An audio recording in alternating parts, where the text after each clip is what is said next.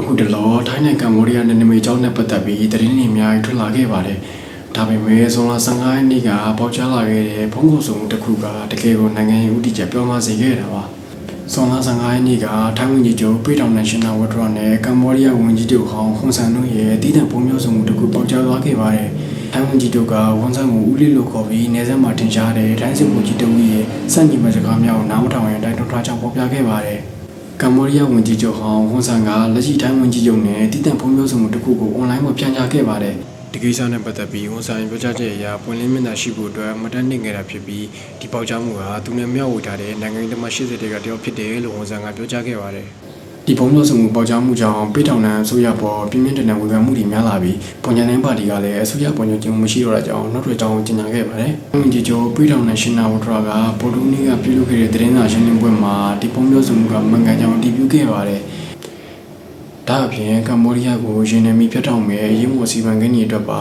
တောင်းပန်ခဲ့ပါတယ်လို့ပြောကြားခဲ့ပါသေးတယ်။ဒီပြောဆိုမှုကငင်းငင်းရဲ့အတွက်တနမန်ရေးရဆန်တန်ကျူးပန်းမှုလို့လည်းသူကခုခံပြောဆိုခဲ့ပါတယ်။အပြင်မြို့ပြလုံငယ်အုပ်စုတွေပါဝင်ထိုင်းနိုင်ငံသားတွေဆန္ဒပြမှုတွေတပြည့်ပြည့်နဲ့ဖြစ်လာတာကြောင့်ထိုင်းနိုင်ငံရဲ့ပုံမတည်ငြိမ်ဖြစ်လာခဲ့ပါတယ်။မတင်မပဲဒီပေါ်ကြောင်မှုကြောင့်ထိုင်းမှာပြည်ထောင်နယ်ရှင်နာဝထရာကိုနှုတ်ထွက်ဖို့တောင်းဆိုနေကြပြီးနိုင်ငံရေးလှုပ်ရှားမှုတွေလည်းဆက်တိုက်ဖြစ်လာခဲ့ပါတယ်။တချို့နေရာတွေမှာနိုင်ငံရေးဖိအားကြောင့်လူအောင်ဆောင်တတန်တိုးတာတွေကရဆိုင်ရတဲ့အခြေအနေရှိနေတယ်လို့သတင်းကျိုးကဖော်ပြခဲ့ပါတယ်။ရှေ့ဆက်ပြီးထိုင်းဝန်ကြီးချုပ်ပြည်ထောင်နယ်ရှင်နာဝထရာကိုဆေးအာဏာသိမ်းမှုတွေရှိလာနိုင်အောင်လားဆိုတာနဲ့အတူ